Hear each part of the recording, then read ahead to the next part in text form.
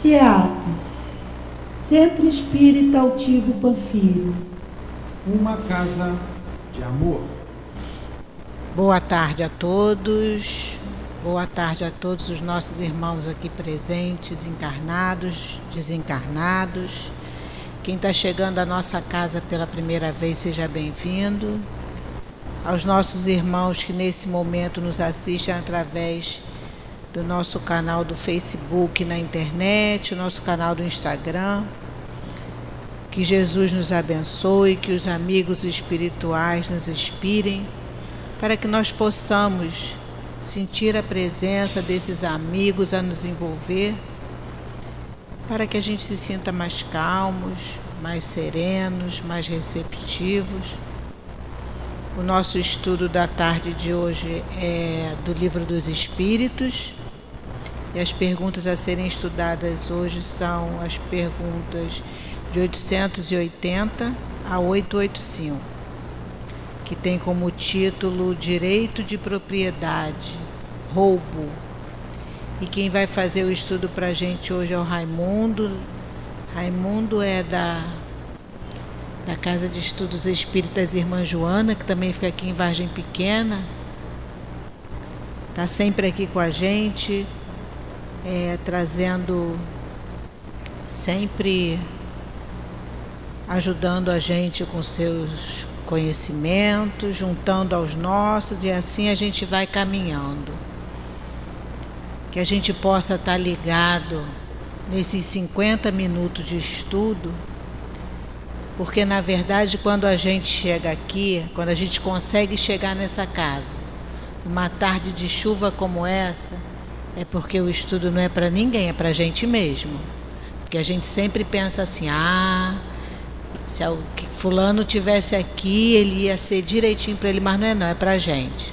Porque a gente conseguiu chegar nessa chuva. A gente, né, Carmen, depois de passar a manhã aqui com as crianças, então é porque realmente tudo que a gente vai ouvir aqui é para a gente mesmo. A sustentação no momento do passe é do Evangelho, capítulo 13, que a vossa mão esquerda não saiba o que a sua mão direita dá, e o item 20, que tem como título Beneficência Exclusiva. E quem vai fazer o estudo no momento do passe, a sustentação no momento do passe, é a Carmen, que também é trabalhadora da nossa casa. Eu vou fazer mais uma vez o convite para que vocês venham estudar. O CEAP tem estudo aqui de segunda a segunda, manhã, tarde e noite. Então, a gente tem os livros da codificação kardeciana. Nós temos estudo do livro de André Luiz, Dona Ivone Pereira. Temos, mas quem é? São tantos estudos, Leon Denis. Olha, gente, é tanto estudo que a gente fez um marcador de livros que está ali na livraria com todos os horários, que a gente não consegue gravar todos os horários do estudo.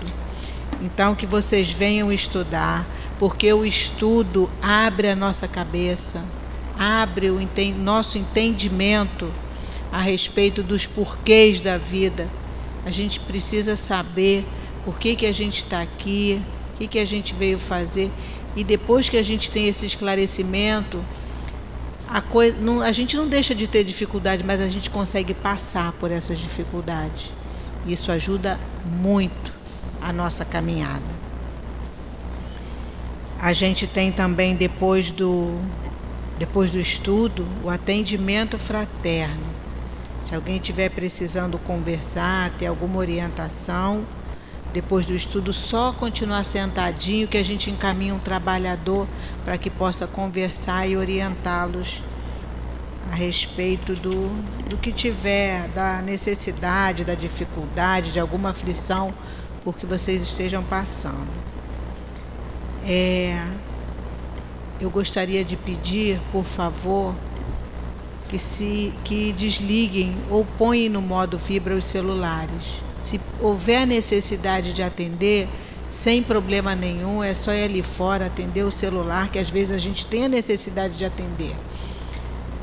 Mas que abaixe um pouquinho para que não toque na hora do estudo, porque tira um pouquinho a atenção e às vezes a gente pode perder até o fio da meada. E aí, se a gente às vezes perde, até voltar é complicado. Então agora eu vou fazer a leitura do Evangelho, que tem como título Beneficência Exclusiva, que depois a Carmen vai fazer a sustentação no momento do passe. E o item 20 diz assim: pode-se aceitar a beneficência quando ela é exclusiva entre as pessoas que têm a mesma opinião, a mesma crença ou o mesmo partido? E a resposta é a seguinte: não, porquanto é o espírito de seita e de partido que antes de tudo devemos abolir, porque todos os homens são irmãos. O verdadeiro cristão só vê os semelhantes como seus irmãos, e antes de prestar socorro àquele que está necessitado, não pergunta qual a sua crença nem a sua opinião, seja sobre o que for. Por acaso esse cristão seguiria o preceito de Jesus Cristo, que nos recomenda amar até mesmo os inimigos, se repelisse o infeliz por ter uma crença diferente da sua? Que o socorra, portanto, sem lhe pedir satisfações à consciência, pois se ele for um inimigo da religião, esse será o meio de fazer com que ele a ame. Repelindo-o, só conseguiria que ele a odiasse. São Luís, Paris, 1860. Vamos agora fechar os nossos olhos, elevar o nosso pensamento a Deus, nosso Pai de infinita bondade e misericórdia, a Jesus, nosso Mestre e amigo tão querido, a esses espíritos amorosos que aqui chegam, preparando o ambiente para nos receber com tanto amor nessa casa de amor. Ao diretor espiritual da nossa casa, altivo, Dr. Herman, Antônio de Aquino e todos esses nossos irmãos tão queridos que fazem parte da coluna que sustentam a nossa casa. Que eles possam, nesse momento, estar conosco, intuir o nosso companheiro Raimundo, para que o seu estudo penetre em nosso coração, na nossa mente. Que seja assim, Senhor, em nome de Jesus, mas acima de tudo, em nome de Deus, que possamos dar início ao nosso estudo da noite de hoje. Graças a Deus. Eu vou fazer a leitura da pergunta 880, é a primeira pergunta do Livro dos Espíritos, e o estudo de hoje é Direito de Propriedade, Roubo. E a pergunta 880 é a seguinte: qual o primeiro de todos os direitos naturais do homem? E os Espíritos respondem: é o de viver.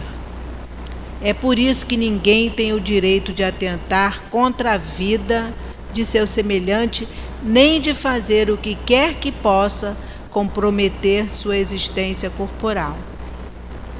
E a 881, que eu vou ler também, diz assim: o direito de viver dá ao homem o direito de acumular, o de que viver, para repousar, quando não puder mais trabalhar? Sim, mas ele deve fazê-lo em família, como a abelha, através de um trabalho honesto, e não acumular como um egoísta. Até alguns animais lhe dão o exemplo de previdência. Eu vou passar agora o estudo para o Raimundo. Bom estudo, Raimundo. Vai até 5:50, tá bom? Obrigado, Mônica.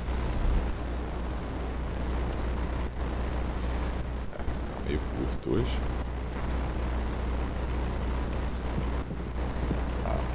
Então, queridas irmãs, queridos irmãos, boa tarde. Embora sejamos redundantes, é sempre uma grande satisfação, né? Temos a honra, né? A possibilidade de poder falar do Evangelho de Jesus na moda Rede Viva, né?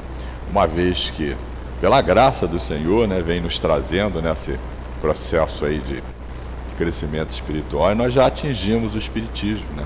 O Consolador por ele prometido, e podemos hoje ver que o fato de nos conhecermos, não os reconhecermos, nos vermos como Espírito, nos permite dar assim como uma celeridade no processo de entendimento do Evangelho. Pois que o Senhor nunca falou para homem nem para mulher, Ele sempre falou para espíritos encarnados. Por esse motivo, nós não conseguimos antes, e o Senhor nos prometeu o Consolador, e dele até a chegada levaram 18 séculos, que foi o tempo que nós que estávamos hoje, sexta-feira, batendo palma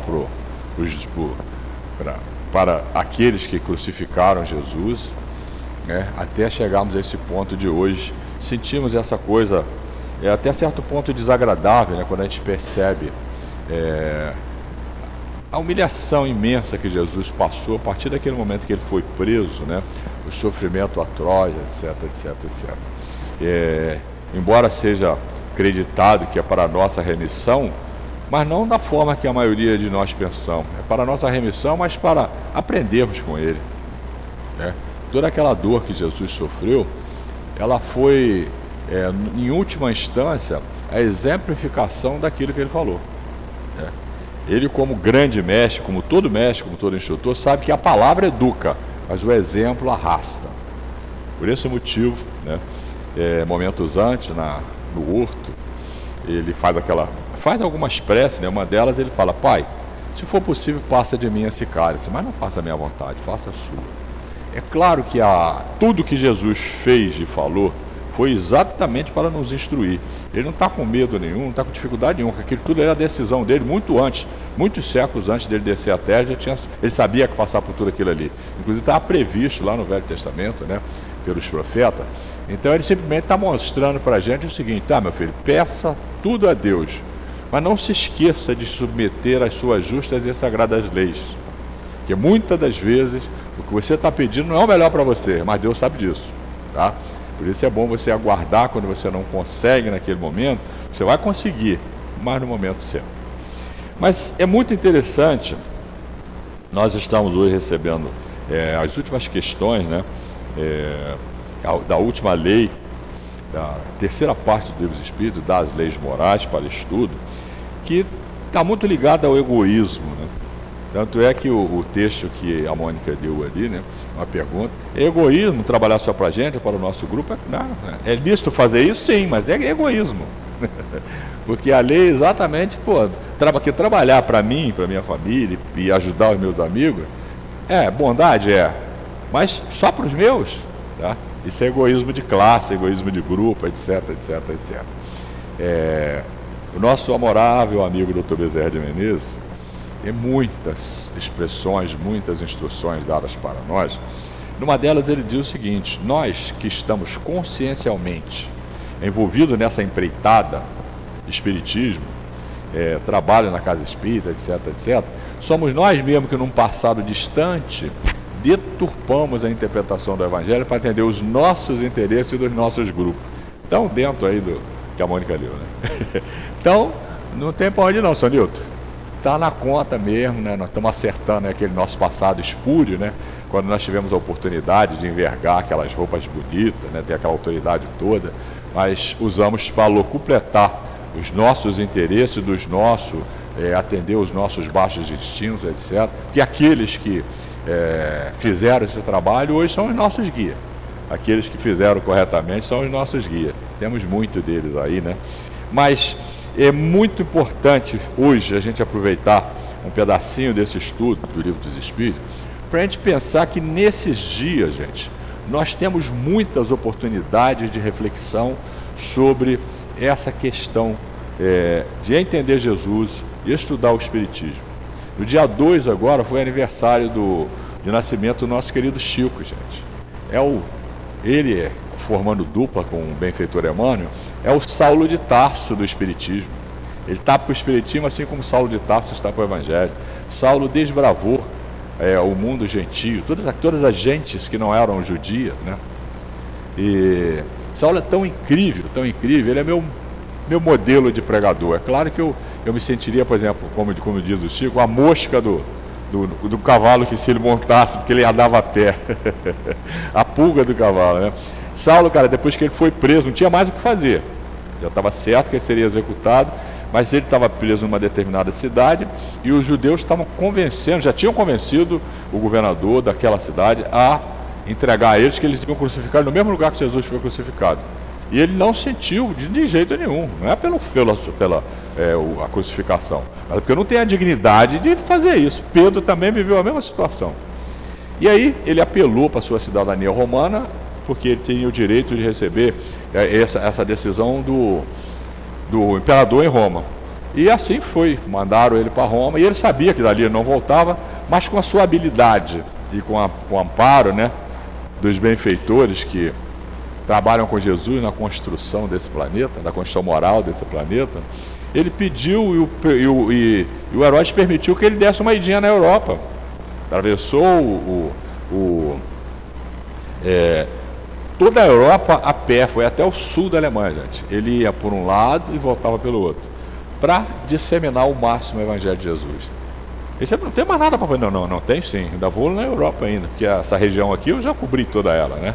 Então vou dar uma idinha na Europa. Então ele cobriu praticamente todo o mundo conhecido daquela época, né? E então você vê, às vezes, né? A Mônica pouco falou, hoje não vai dar para mim não, tá chovendo, não vou lá não, a casa é distante, isso. Não, cara, Paulo ia em qualquer condição. A cobra picava ele, a cobra morria, ele continuava em qualquer condição. Então esse é meu modelo. O outro é João Batista. Segundo Jesus, dos profetas nascido de mulher, é o mais elevado. E no entanto, quando os seus discípulos, aqueles que ele tinham formado, sentiram inveja porque Jesus estava batizando, aí chegam e falam, João, aquele que você batizou está batizando ali no Jordão. Ele, deixa isso para lá, eu não sirvo nem para atar as alparcas dele. É o espírito mais elevado depois de Jesus que estava na terra. Olha que humildade, tá? Olha que humildade. Então essa tarefa que nós temos hoje, que está bem clara lá no capítulo 20, ela é muito relevante, mas precisamos lembrar também que aqueles trabalhadores daquela época, que o Dr. Bezerra chama trabalhadores de outrora, eram almas muito lá na frente, de que nós somos hoje, porque naquele tempo eles já iam para o sacrifício cantando, sorrindo, tá? A certeza absoluta da salvação, né? Então, esse 2 de abril nós vimos então esse Saulo de Tarso do Espiritismo, que se estivesse conosco estaria passando de um século aí tanto, né? E que nós tanto devemos. Mas não só isso, domingo passado, né? Estão lembrados que lá na introdução do Evangelho segundo o Espiritismo, o codificador coloca o seguinte: nós podemos dividir o Evangelho de Jesus em 5 partes. A história do homem, as predições que ele fez, os milagres que ele fez e as palavras que a igreja tomou para formar os seus dogmas. Um dogma da religião católica é o Domingo de Ramos, que é tirado de 2 evangelhos, né? Tanto Mateus como Lucas registraram esse evento aí, um evento fantástico. O codificador fala, nós ficamos só com o ensino moral, que quanto a isso não há controvérsia. Todos os grupos, todas as pessoas, todas as religiões podem convergir para aí. O que ele está dizendo para a gente? Gente, nós não temos por que ficar discutindo o sexo dos anjos. É assim, não. Trabalhe a sua moralidade. Até porque o Senhor também falou isso, tá? Não, é com você. Você vai receber exatamente segundo as suas obras. Então, cada um de nós tem esse compromisso, e é por isso que o Espiritismo é a grande chave, né, para que possamos abrir a porta do futuro. Não que vamos catapultar, vamos lá para frente de uma vez, não, mas muito mais fácil para que possamos tomar a rédea do nosso destino, porque ele nos mostra isso, tá? Também o Espírito de Verdade vem no capítulo 6, é que Deus quer que modeleis a vossa maleável argila para que torneis artífice do vosso destino. Então, tudo linkado, tudo concernente, toda a obra do Senhor, ela é feita em função da nossa educação moral, toda ela, né? Mas o fato ocorreu, e no Lucas, porque está em Mateus também, mas em Lucas tem um evento fantástico, né? Jesus, primeiro, ele dá uma aula de clarividência. Tá? Ele está se aproximando de Jerusalém. Ele pega 2 dos seus discípulos e fala: vá lá naquele determinado lugar, tem um jumentinho lá, uma jumenta e um jumentinho. Traga-os, porque está previsto lá no Velho Testamento que eu tenho que entrar montado num jumentinho, que nunca tenha sido montado. E é claro que o cara fala logo, pegou, mas peraí, senhor, o dono vai reclamar. Ele, não se preocupa não. Pega o jumentinho, quando ele reclama, você fala: não, o senhor está precisando dele. Tá? E eles vão conceder, e não tem outra coisa. Quer dizer, ele viu de longe, né? Então, só para ilustrar, a gente sabe que ele tem todas as faculdades no nível máximo, é um anjo. Mas para ainda, se for necessário, né, limpar da cabeça das pessoas essa questão da mediunidade. Né? É tão comum, né, a gente receber N pessoas que, graças a Deus, a Casa Espírita faz esse trabalho, que é fazer aquilo que está no Consolador, prometido por ele, João 14, 26. E o Consolador vai ensinar tudo aquilo que eu não posso agora. Então, falar, explicar, mostrar a mediunidade é Espiritismo. E a segunda é resgatar o meu Evangelho. Tá? Então, essas são as 2 funções do Espiritismo. E quando eles chegam lá para pegar o jumentinho, o dono fala: peraí, meu amigo, você vai fazer o quê? O jumento é meu. Ele, não, peraí, é para o senhor. Ele disse que está precisando. Tudo bem. Agora tu vê o que é autoridade moral. Só o pensamento dele atinge aquele que é o dono do jumento, que tem que cumprir a profecia para não chocar ninguém, porque ele se fez homem como nós. Então tudo que estava previsto ele fez, e mais um pouquinho, né? E quando eles chegam, ele monta no jumentinho, e aí acontece uma das coisas mais fantásticas da sua estada na Terra, porque logo depois ele ia para o processo de prisão, etc, etc. E toda a população daquela região veio para saudá-lo, porque sabia que da tal entrada triunfal em Jerusalém. Tá? Era um domingo que antecedia a sua ressurreição, tá? E surgiu aquela história. Então tudo que eles tinham jogava, tapete, manto. Aí, como não tinha muita coisa, então começaram a pegar flores e folhas e cobrir, fizeram um tapete para que ele pudesse passar com o jumentinho. E aplaudiam e gritavam hosanas, etc, etc, né? E aí vem uma lição imensa, ainda sobre a mediunidade. Eu nunca tinha entendido, mas vi o Dr. Bezerra explicar, fiquei extasiado, né? E aí os judeus, loucos para prendê-lo, mas como? Não tinha crime, aquela população toda ali, os caras iam esmagá-la, né? Aí eles chegam para eles, então peça a eles para eles pararem de falar, de gritar. Vocês querem? Se eles pararem, as próprias pedras clamarão. O que ele está falando? O que é as pedras? Você lembra como é que era enterrado, inclusive ele? Numa gruta de pedra e fechado com a pedra. Ou seja, aquilo que vocês chamam de defunto, os mortos vão falar. Então deixa eles falar, porque é para ser falado mesmo. Então, outra aula sobre mediunidade. Então, todos os eventos que Jesus tinha, ele aproveitava para, vamos dizer assim, agregar valores nas informações que chegaram até nós. É muito pouco, gente. É muito pouco. É por isso que a gente às vezes fala, nós espíritas não somos muito chegados à Bíblia. Não esqueça que o codificador falou que ele ficou só com o moral, mas ele não mandou rasgar o resto. Isso não está no Evangelho segundo o Espiritismo. Se você não for lá no Evangelho, você não vai achar. Você não vai conhecer Jesus. Então, para conhecer Jesus, você precisa ler pelo menos Mateus e João. Mas se der, ler Marcos e Lucas também. Tem muita coisa redundante, mas eles têm nuances, têm outros lances, entendeu? Por quê? Vá lá no João. Os outros 3 são sinóticos. Eles fazem uma sinopse de Jesus, do indivíduo de Jesus. João não. É profundamente filosófico. Ele extrai o extrato moral do anjo. Ele não está nem aí para nasceu aqui, não. E o verbo se fez carne e habitou entre nós. Quer dizer, a ação se fez carne e habitou entre nós. Ele fez mesmo, viveu como homem, como nós. Tá? E aí, gente, a coisa continua acontecendo, né? E nós vamos ver que ainda, nesse domingo de Ramos, então, foi isso que aconteceu no domingo passado, e na próxima sexta-feira, que seria hoje, né, ele é crucificado. Tá? E aí ele dá muitas aulas nesse último lance aí, né? Aquele de arrastar aquela cruz lá para cima, eu não consigo ver aquele monte de sangue, aquele é desesperador.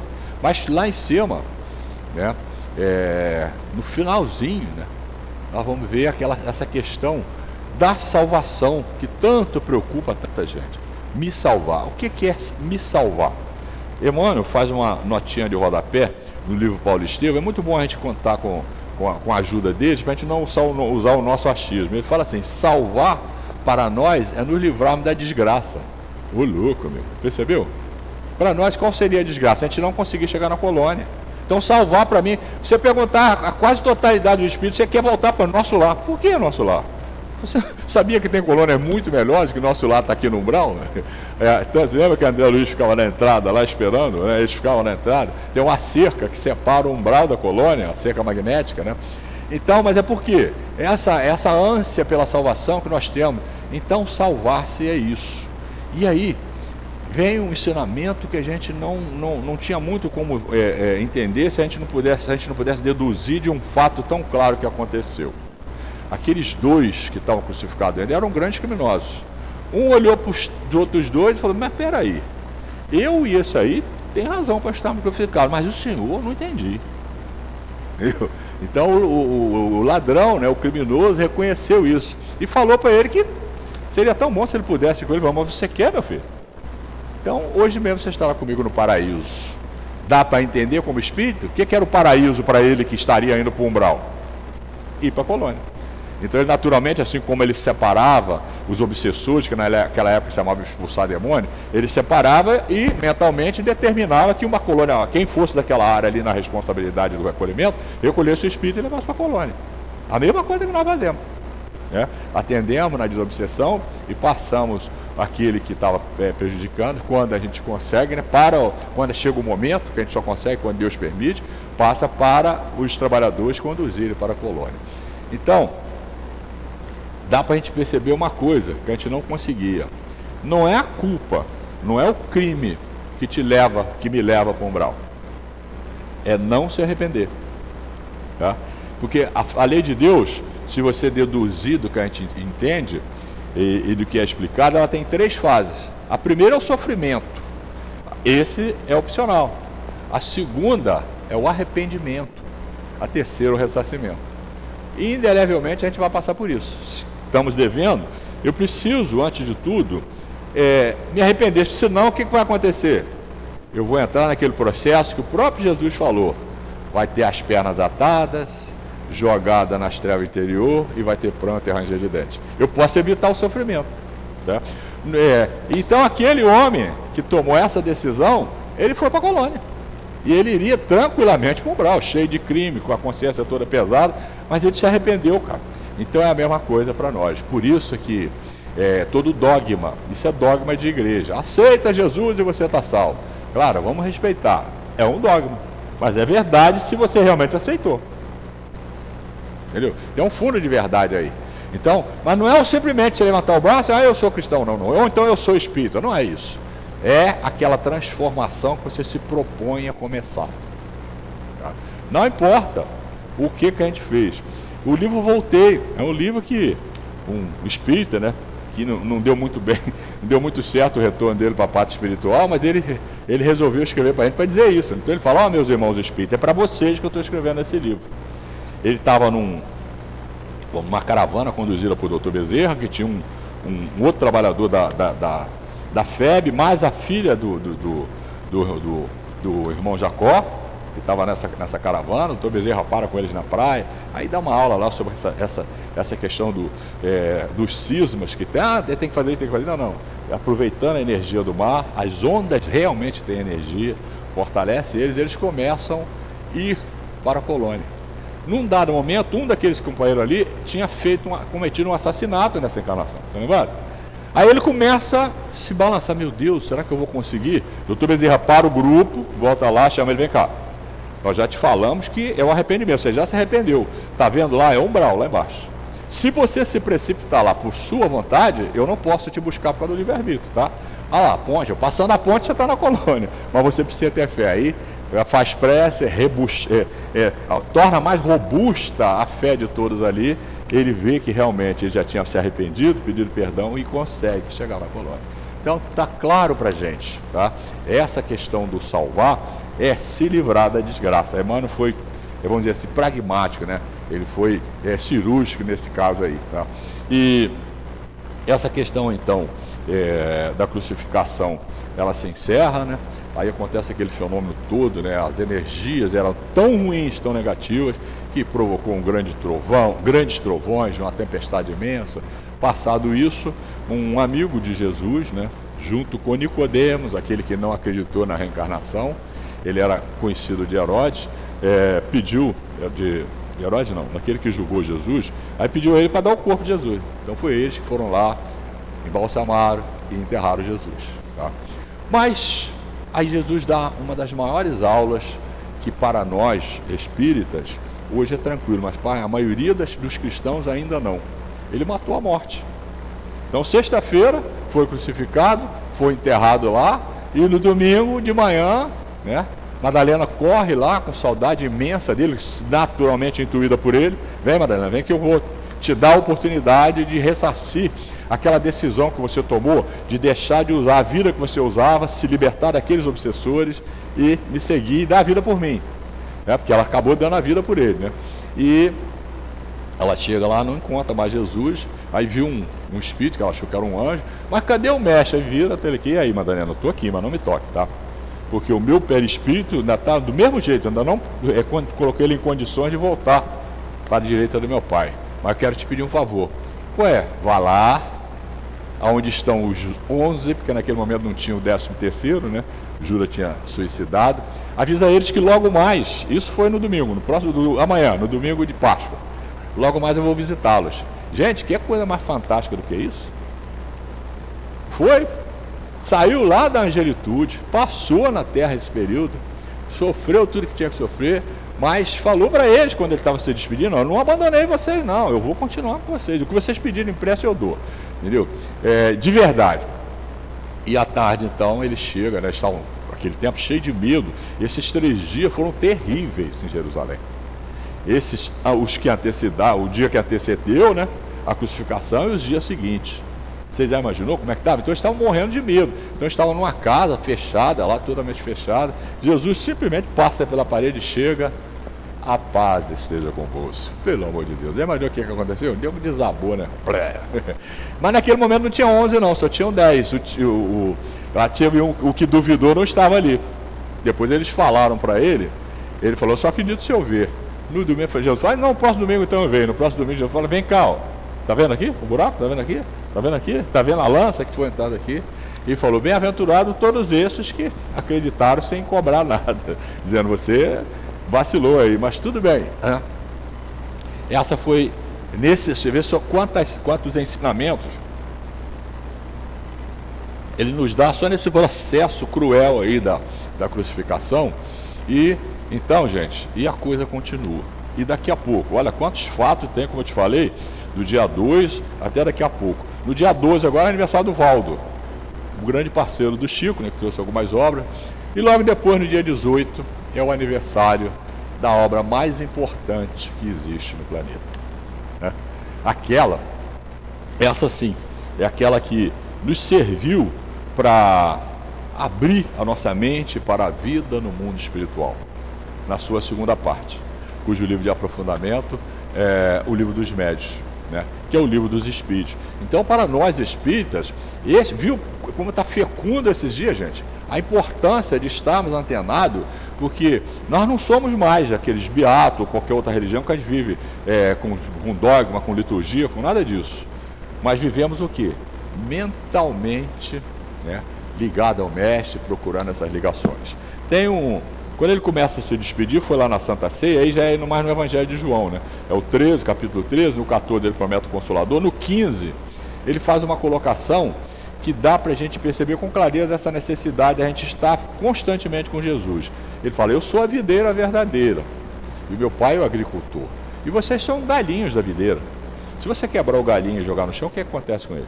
Ele seca, apodrece, ou alguém recolhe e queima. Ele vai se destruir. É a mesma coisa. Agora, se o galinho continuar ligado na videira, então lembrado que essa videira poderosa, cheia de nutrientes, é através da casca ela passa os nutrientes, e aí sim o galinho vai dar flor, vai dar fruto e vai dar sementes, etc, etc. Por isso, temos que ter o maior cuidado com essa questão, né? Aquele que perseverar até o fim será salvo. É muito triste, é muito duro quando a gente vê um companheiro se afastar. Mesmo que ele não se afaste de Jesus, se afasta do trabalho, porque o risco é muito grande. Se afasta da atividade, etc, etc. Pode ser que se não está dando certo, você pode até ir para outro lugar, mas se afastar é muito doído.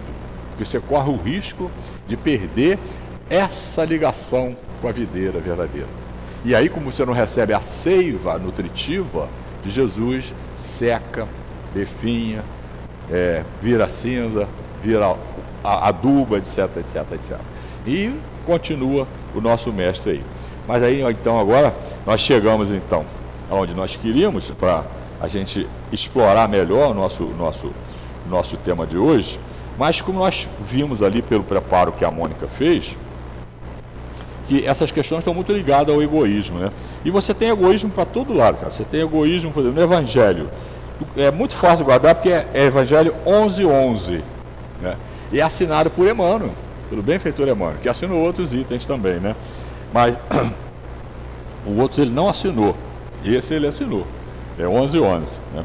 Olha só um trechinho, eu estou nele, só para você ver assim, ó, que cada um, portanto, reúna todos os seus esforços para combatê-lo dentro de si, entendeu? O egoísmo, com a certeza de que esse monstro devorador de todas as inteligências, esse filho do orgulho, é a fonte de todas as misérias aqui na Terra.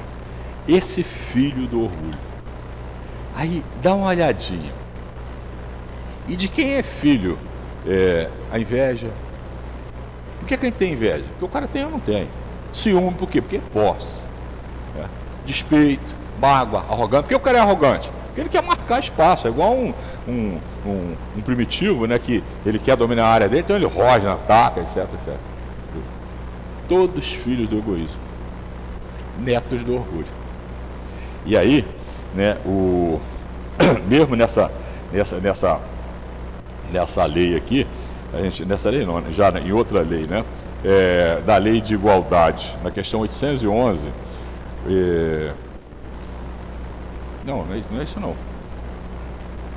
Não é isso que eu queria ler, não. O que eu queria ler mais à frente é a questão, né, sobre o egoísmo, questão 913.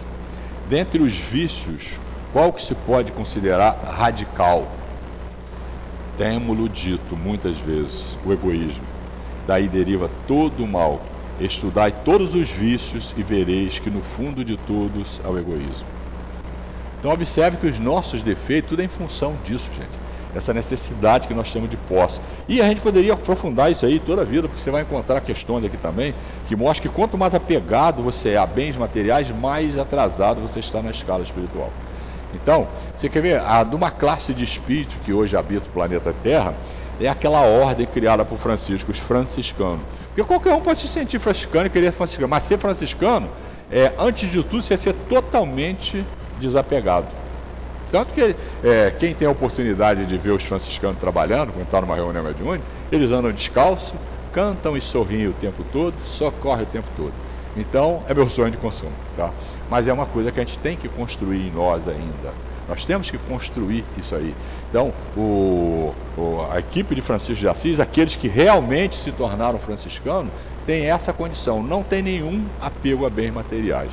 Fica muito mais fácil agora a gente entender essa questão, né, do subtítulo que nós estamos recebendo, que é Direito de Propriedade e Roubo. Né? Direito de Propriedade e Roubo. A Mônica já leu 880, mas vamos repetir. Qual o primeiro de todos os direitos naturais do homem? Se vocês observarem, a nossa Constituição tem essa questão lá, o direito à vida. A ninguém é dado o direito de tirar a vida em hipótese alguma. Então por que a gente encontra de vez em quando espíritas e diz, mas peraí, o cara roubou, matou, tem que matar esse cara. Mas peraí, cara, isso aí está lá na lei de Moisés, não matarás, isso tem 3.300 anos. Mas tirar a vida de alguém significa que você interrompeu a reencarnação, que é muito custosa, é muito caro, entre aspas, promover uma reencarnação. É só olhar uma lida nas reencarnações que a gente conhece. Vai lá no livro Ação e Reação, você vê. Os caras que estão reencarnados ali, todo mundo cheio de dívida do passado. Aí dá uma olhadinha, vê se é muito diferente da nossa. No nosso caso não é muito diferente não, provavelmente igual e quiçá pode até ser diferente, vai ser até mais complicado, né? Então não há essa hipótese, está sofrendo muito, porque não é eutanásia. Não, cara, não existe essa hipótese. Ele programou para ir até o momento que cessasse, então tem que levar até lá. Não tem que executar. Tá? Então, mas tem um monte de países adiantadíssimos, não é adiantadíssimo não. Se tem pena de morte, não é adiantadíssimo. O adiantado é o nosso, que tem resistido ao aborto, que é uma forma covarde, né, de executar, etc, etc. Poxa, então, não há essa hipótese. Então, o direito à vida é o primeiro de todos os direitos, né? Até porque, sem a vida, eu não posso desenvolver o meu espírito e cumprir o contrato que eu assinei lá na reencarnação, né? Aí vem a 881, que mostra com muita clareza essa questão da prudência em relação ao amanhã. O direito de viver dá ao homem o de acumular bens que lhe permitam repousar quando não mais possa trabalhar? Dá, mas ele deve fazê-lo em família, como a abelha, por meio de um trabalho honesto e não como egoísta. E aí vem um sinal aí. Há mesmo animais que lhe dão um exemplo de previdência. Tem muitos, mas qual que você se lembra primeiro? A formiga. Lembra como é que ela faz? Deu tempo bom, ela corre lá, corta a folhinha, leva lá para o buraco, porque ela tem que fermentar aquilo lá, que ela vai se alimentar dos fungos ali. Ela não vai poder sair nem com vento, nem com chuva, porque ela não vai se dar mal, né?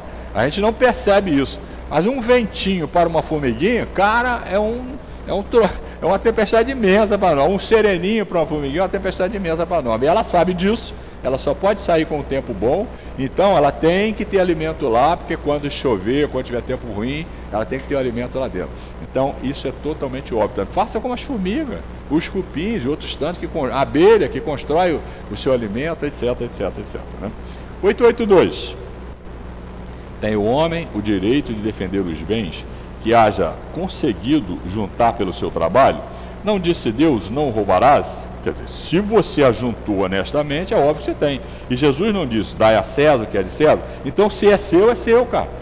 É óbvio que você tem o direito. Isso é totalmente natural, tá? E totalmente legítimo, tá?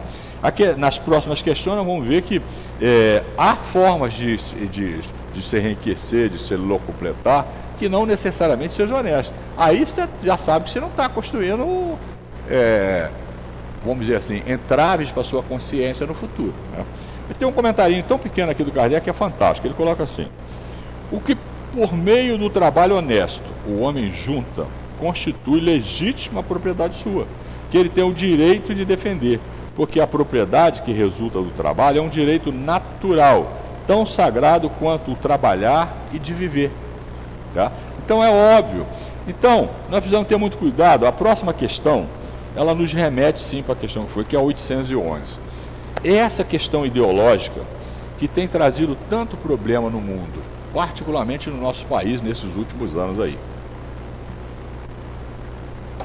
Gente, parece que ideologia, religião, não sei o que, é alguma coisa parecida com torcer. Por que você é vascaíno? Você consegue explicar? Por que você é flamenguista? Você consegue explicar? Você escolheu isso, cara. Você gosta disso. Entendeu? Pode ter, entende? Porque você escolheu. Até porque se você falar para um flamenguista que vai ser vascaíno, ele pode até pular na tua goela, né? Mas dependendo de com quem você falar. Nós vimos recentemente uns caras de pau lá indo para o Maracanã. Ninguém entendeu aquilo que a polícia estava conduzindo, ninguém foi preso. Era todo mundo armado e ninguém foi preso, não deu para entender não. Mas tudo bem, estamos na terra. Então, gente, essa questão de ideologia é muito próximo disso. Mas o fato de você ter essa preferência não significa que você tenha que destroçar a outra, cara. Isso não tem nada, não é dessa época. Não precisa nem falar, não é espírita, é cristão, não. Não é dessa época. Não é dessa época. Isso é do tempo do medievalismo, né? Anterior a ele, etc, etc, etc. Da nossa época, é procurar a comunhão de ideias, a boa convivência, para vivermos em paz. Essa é a grande proposta, né? Então essa questão, para aqueles que ainda não conseguiram entender essa coisa, né? O codificador pergunta, é natural o desejo de possuir? Sim, mas quando o homem deseja possuir para si somente para a sua satisfação pessoal, o que há é egoísmo. Nós acabamos de passar, né? Aí vem a que é a que eu quero. Não será, entretanto, legítimo o desejo de possuir, uma vez que aquele que tem de que viver a ninguém apesar dele? Há homens insaciáveis que acumulam bens sem utilidade para ninguém, ou apenas para saciar suas paixões. Julgam que Deus vê isso com bons olhos. Aquele que, ao contrário, junta pelo trabalho, tendo em vista socorrer o seu semelhante, pratica a lei de amor e caridade, e Deus abraça o seu trabalho. Agora vamos lá na 811, para você ver que coisa fantástica, né? A 811 e 811A também. O Kardec pergunta: será possível e já terá existido a igualdade absoluta das riquezas? Que é uma das ideologias malucas que tem, né? Vamos dividir tudo, não sei o que. A resposta: não, nem é possível. A isso se opõe a diversidade das faculdades e dos caracteres. Não é possível isso, gente. Olha na sua família, olha no meio.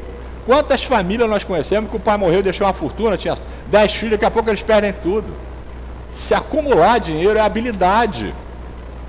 Tá? É habilidade. Quantas pessoas nós conhecemos que ganham bem pra caramba e está o tempo todo comprando a crédito, não sei o quê, porque é habilidade, não tem habilidade para isso. Então, se você pegar os bens da terra, totalmente comprovado isso, e distribuir de partes iguais para todo mundo, em 10 anos você volta para conferir, está tudo igual do antes. Porque aqueles que sabiam fazer a gestão, vai comprar dos outros que vai vender, não vai conseguir. Tá? E eu gosto muito de usar isso aqui. Ó. Você tem ideia de onde está vindo o elétron que está iluminando a gente aqui? Tem a menor ideia, porque o sistema é integrado, né? Ele pode estar vindo de Paulo Afonso, ele pode estar vindo lá da fronteira do Paraguai. Quanto custa para construir um treco daquele lá? Quanto custa a rede de transmissão até aqui? Mas só a distribuição aqui dentro do Estado. Se não tivesse dinheiro, como é que você faria isso? Tá? Ah, não, mas pode o Estado. Gente, deixe as coisas seguir o seu caminho, desde que tenha leis para isso. Tem leis para isso, é só cumprir as leis. É só continuar nas leis, né? 811A. Essa é definitivo para a gente fechar essa questão aí, dessa questão de dividir, né? Há, no entanto, homens que julgam ser esse o remédio aos males da sociedade. Que pensais a respeito? São aqueles que insistem nesse negócio de dividir tudo para todo mundo em partes iguais. A resposta: são sistemáticos esses tais, ou ambiciosos, cheios de inveja. Não compreendem que a igualdade com que sonham seria a curto prazo desfeita pela força das coisas. Combatei o egoísmo, que é a vossa chaga social, e não corrais atrás de quimeras. Tão claro, tão fácil, está tudo no Evangelho de Jesus, está tudo, né, no Consolador prometido para ele, que nós precisamos. Não precisamos ficar brigando, cara. Por isso que o Consolador ficou com o ensino moral. Não ficamos ficar brigando por isso ou por aquilo. Até porque, se nós somos irmãos, como é que eu vou te odiar porque você é flamenguista? Fala assim, eu sinto pena de você, vai cruzar com o Vasco, vai levar um sacode. Às vezes, né? Mas ultimamente não tem se dado muito bom para o Vasco. Mas por quê? É meu gosto, é o seu gosto. Não tenho que definir para você como é que tem que ser o seu gosto. Por quê? Nós temos isso por quê, gente? Porque nós fomos criados espíritos simples e ignorantes. Estamos antes da metade da escala e vamos chegar a anjo. Quando nós chegarmos a anjo, temos diferença? Aqui na Vargem Grande, Vargem Pequena, é muito comum a gente encontrar ruas que o final da rua é verdadeiro condomínio, né? Logo aqui na frente, depois do Adonai, você tem ali a rua Bela Floresta. Não sei se vocês conhecem. Se for na Bela Floresta, lá no final ela é fechada. E lá dentro tem um condomínio fantástico lá. Condomínio maravilhoso, tem N casas boas lá, etc, etc. Eu costumo fazer a seguinte analogia, tá? Que tem essa questão de um não entende com o outro não gosta. Eu não sei se vocês vão em reunião de condomínio, mas o negócio é meio brabo, né? Pau come legal mesmo, né? Aí eu falo o seguinte, vamos fazer o seguinte, vamos botar morando lá naquele condomínio isolado ali, Emmanuel, Bezerra, Vicente de Paulo, Francisco de Assis, e vai por aí fora, tá? São os moradores ali. E como síndico, Maria de Nazaré. Como é que vai ser a reunião de condomínio? Eu vou ficar torcendo, não, eu estou doido para minha mãe convocar todo mundo, para a gente sentar, conversar, falar de amores, etc, etc. Então, e é muito comum também, bom, é tão difícil lidar com o ser humano, é difícil lidar com esses seres humanos, então é difícil lidar com o ser humano qual? O da terceira ordem, como eu, que tem a minha mania, os descendentes do egoísmo, que é a matriz dessa desgraça toda, né? Então, tem esses loucura por isso, por aquilo, esses seres, eles não se locupletam com nada, a não ser com a bondade, com o amor, com o respeito, com o afeto. Por quê? Tem alguma coisa que dá mais prazer do que o prazer que nos dá os 5 sentidos. E não é, você lembra? Na questão 10 ou 11 do Livro dos Espíritos, falta-nos um sentido. Eles já construíram o sentido espiritual que percebe. Você já imaginou o que é estar no planeta de todos? Você nem encarnado, você não tem corpo físico. Só o fato de não ter que trabalhar já dá para entender, que beleza, né? Mas só que você não deixa de trabalhar, e você trabalha muito mais. Por quê? Você não tem um corpo para te atrapalhar, você tem recursos psíquicos que te permite rodar o universo todo. Você tem tarefa. Quais são as tarefas que tem lá? Vai lá naquelas questões de 100 a 113, uma delas, tá, é ser o nosso anjo da guarda na Terra. A tarefa de espírito da segunda ordem. Então já sabe, o seu anjo da guarda não é um espíritozinho qualquer, é um espírito que já resolveu as questões materiais, tá? Está lá nas questões, eu acho que é na 107, mas é naquelas questões que tem os espíritos da segunda ordem. Tá? Uma das funções deles é ser anjo da guarda. Tá? Então o nosso anjo da guarda, que Santo Agostinho coloca na questão 495, foi colocado ao nosso lado por Deus, é um espírito que para ele é matéria curricular. E para nós, cara, é muito grande. Um espírito que tem todos os recursos. Tanto que na 495, né, Santo Agostinho e São Luís, né, eles afirmam o seguinte: embora moramos a milhões de léguas de vós, a distância para nós não existe. Nós influenciamos as vossas almas e faz com que todos os homens sejam médiuns. Médios hoje ignorados, mas no futuro, quando você estiver aqui no planeta de todos, será como um oceano sem margem. Mediunidade estuante, total, etc, etc, etc. Meu sonho de consumo. Falta um pouquinho, mas eu estou investindo nisso. Estou indo mesmo com muita vontade, mas eu sei que falta bastante ainda, né? Então, gente, continuando aí as nossas questões, que estavam definidas para nós, né? Na 877, da necessidade que o homem tem de viver em sociedade. Estou nela? Não, estou não. 877 não, é 880, a que eu vou fazer agora é 883, que eu acabei de fazer, 884. Qual o caráter da legítima propriedade? Propriedade legítima, dá para a gente deduzir totalmente, isso é aquela que você adquiriu de maneira legítima, não lesou ninguém, tá? Estão lembrados do direito e o dever? Todo direito corresponde a um dever. Então se você adquiriu legitimamente, ela é legitimamente sua, tá? A 885, tá? Que é a nossa última questão aqui para estudo, né? Será ilimitado o direito de propriedade? É fora de dúvida que tudo que legitimamente se adquire constitui uma propriedade. Mas como havemos dito, a legislação dos homens, porque imperfeita, consagra muitos direitos convencionais que a lei de justiça reprova. Essa razão porque eles reformam suas leis, à medida que o progresso se efetua e que melhor compreendem a justiça. O que num século parece perfeito, afigura-se bárbaro no século seguinte. Vocês estão lembrados, por exemplo, quando o codificador escreveu o Evangelho segundo o Espiritismo, existiu o duelo, né? Se você lê o duelo no Evangelho segundo o Espiritismo, vai falar, isso ainda vai acabar, já acabou há muito tempo. No final do século XIX, foi abolida a escravidão do negro no Brasil. Gente, você é proprietário do indivíduo, você podia fazer o que você quisesse com ele. E você fazia as piores coisas que podia fazer, tá? Então, era lei, cara, lei. Hoje, se você... nós vimos agora aconteceu com os empresários lá no Sul, né? Usando empregado em condições de escravidão. Hoje é um absurdo. As pessoas ficam estarrecidas. Então, por que as nossas leis são mutáveis? Tão claro aqui, né?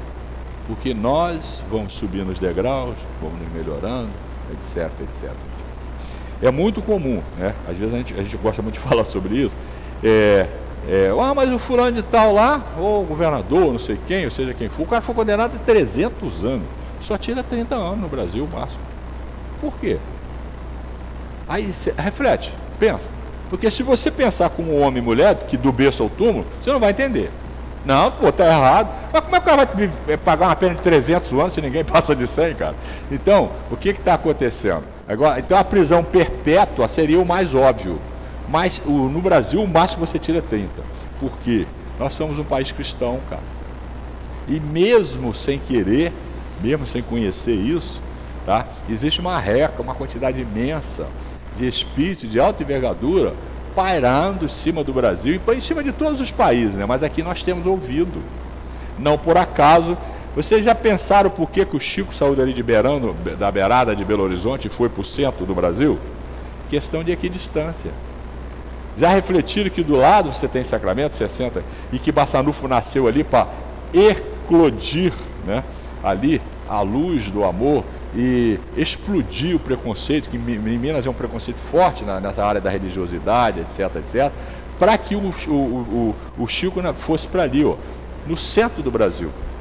Tá? Então, nós somos o país, tá, que foi escolhido pelo Senhor, tá, claro, lá no Brasil, coração do mundo, pátria do Evangelho, para ser o país, né, do Evangelho.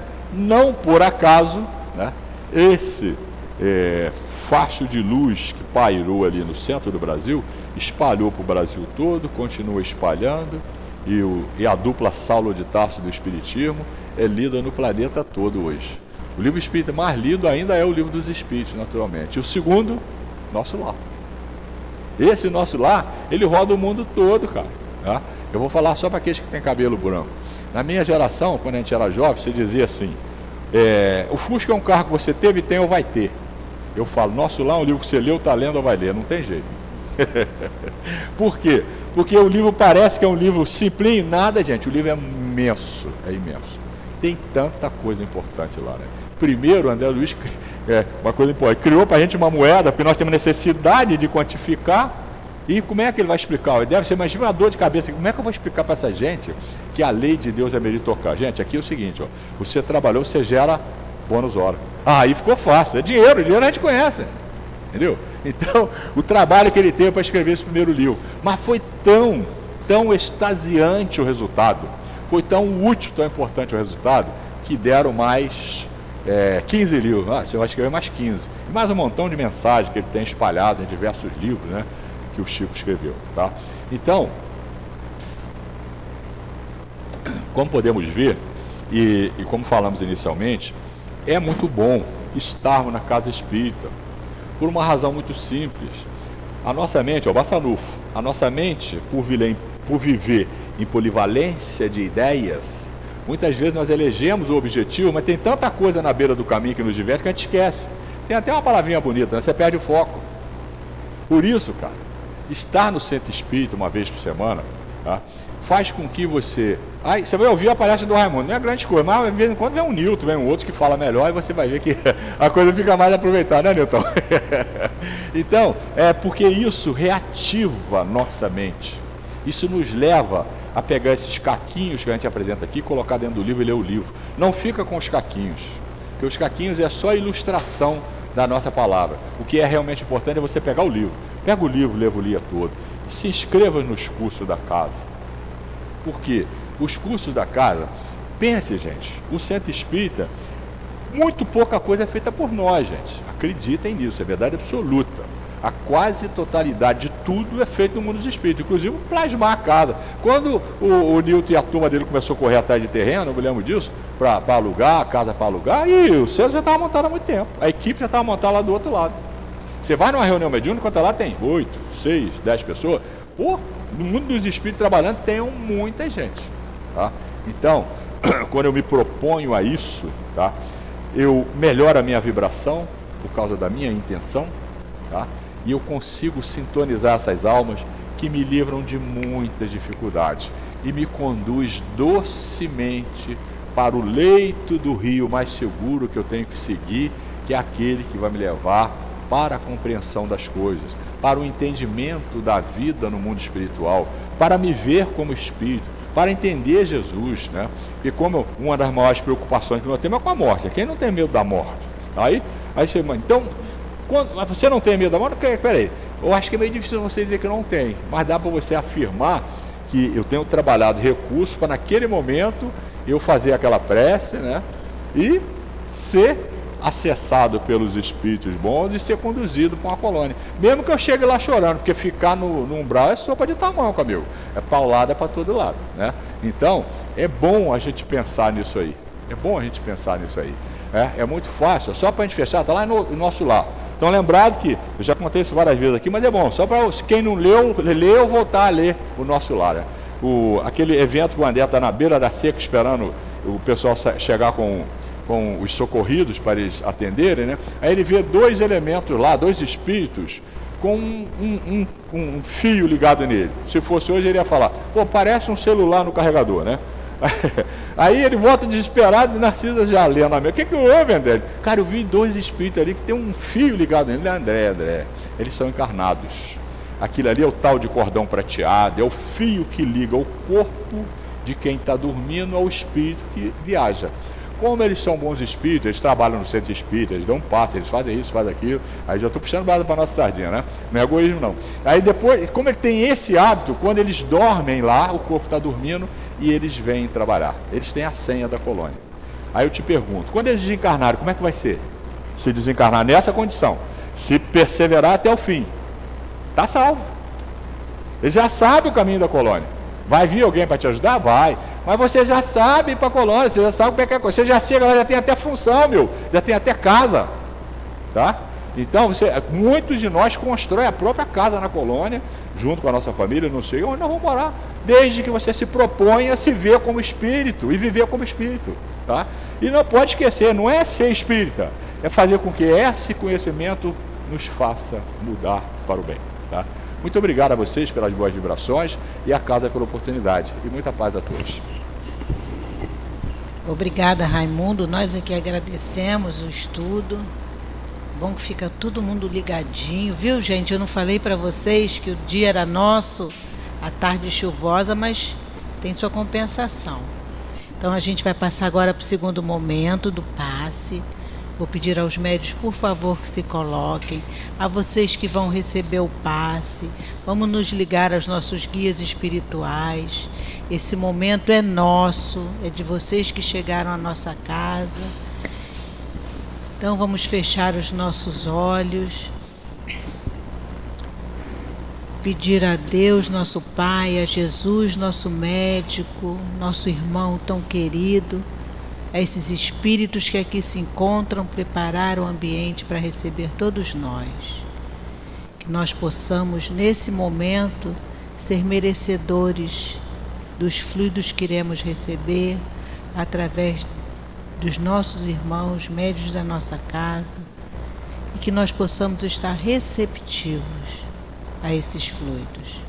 Que seja assim, Senhor, em nome do Dr. Herman, em nome de todos esses espíritos aqui presentes, que nós possamos dar início, em nome de Jesus e em nome de Deus, ao momento do passe. Graças a Deus. Beneficência exclusiva. Então, gente, a tendência das pessoas é se unirem em grupos, seitas, partidos, sempre buscando pessoas que tenham a mesma opinião, que pensem da mesma forma. E desse jeito, elas tendem a ajudar-se mutuamente e vão segregando os outros por não pensarem como eles. O nosso irmão Luiz responde a Kardec que não foi isso que o Cristo nos ensinou. Jesus passou para nós a lição de amar a Deus e amar ao próximo, seja ele qual for, quem for. Jesus nos ensinou, inclusive, a amar os nossos inimigos. Não podemos segregar as pessoas construindo muros à nossa volta e nos separando das pessoas pela sua cultura, pela sua nacionalidade, cor de pele. O verdadeiro cristão jamais vai auxiliar alguém preocupado se esse alguém é espírita, se é evangélico, se pensa como ele. Um exemplo muito bonito que nós temos no Evangelho é a do samaritano, o bom samaritano, no capítulo 5, no item 2. É aquele homem que, viajando pela estrada, encontrou um irmão caído, que fora atacado pelos bandidos, e ele não se importou se aquele homem era religioso como ele, se pensava como ele. O homem estava desfalecido e ele auxiliou, levando-o para uma hospedagem, curou de suas feridas, pagou pela hospedagem.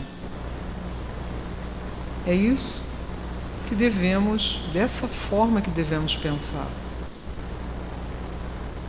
Jesus foi um exemplo de amor e ele não escolhia quem ajudar.